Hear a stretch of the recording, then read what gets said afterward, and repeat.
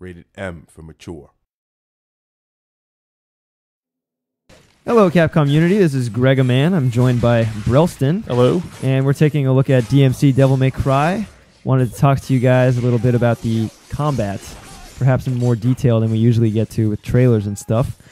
So today we're just going to talk about the fundamentals, and then we'll follow up on this video with a more advanced look, and hopefully help you guys start thinking about how to get those style meters up.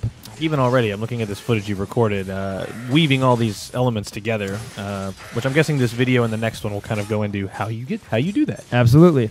So yeah, you've got a lot of weapons in this game, and you'll actually ultimately have access to all of them at once, so you can switch amongst all your weapons anytime you want, and really chain together some beautiful, almost ballet-like combos. So the game really continues the Devil May Cry legacy of deep, stylish combat. You're going to see a lot of familiar things. You're still using your Rebellion sword and guns together.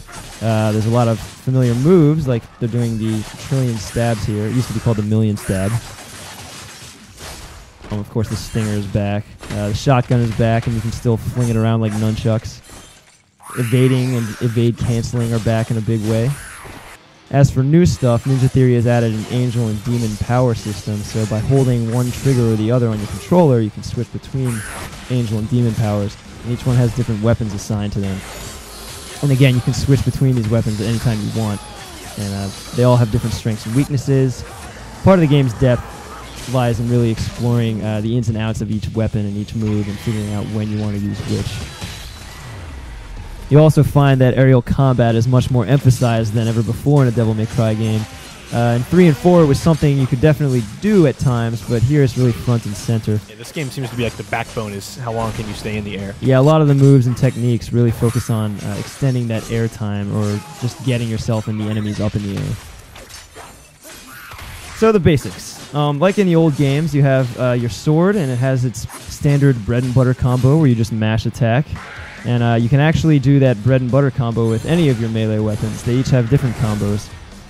So you see the Arbiter like smashing through enemies with ease, but slower, and Osiris is faster, but does hit multiple enemies at once. Exactly.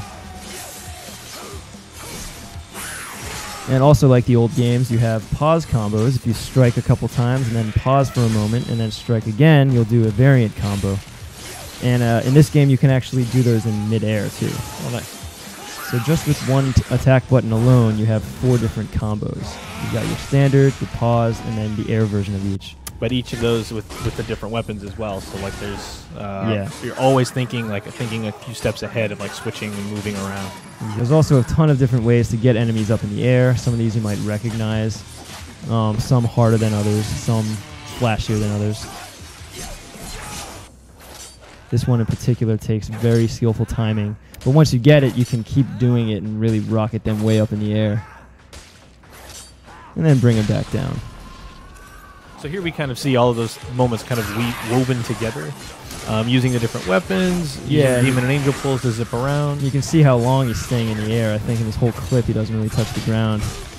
And he's using the chains, he's using flips, he's using his moveset just to stay suspended. Osiris, you saw, scoops up multiple enemies with one go. Like this is another case where you're going to do a launcher, go up with Rebellion, but then mid combo switch to Osiris, use it to scoop another enemy up, and just keeps the combo just going. Keep wailing on all of them at once. It's very satisfying.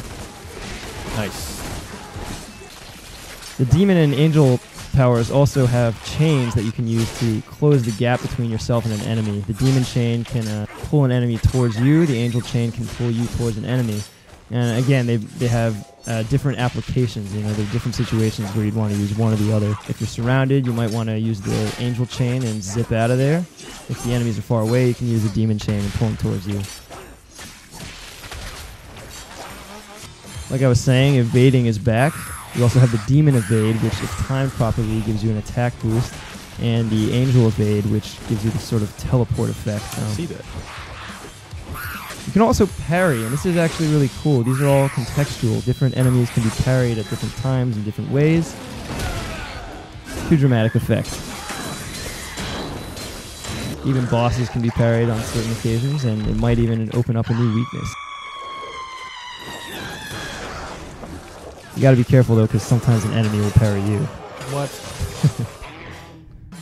So that really just scratches the surface. You know, that was a look at the fundamental building blocks of the combat in this game. In our next video, we'll talk about some of the more advanced stuff you can do to really get your style combo all the way up and just get the most out of your game. And so even if you've been playing with the demo for like the last week or so, there's still a lot more under the hood, weapons that aren't available, techniques that aren't quite available yet. The demo is just like a little taste, and we want to, just before the launch, give you a deeper dive into the game. Yeah, really give you a taste of just how deep the combat gets. See you next time.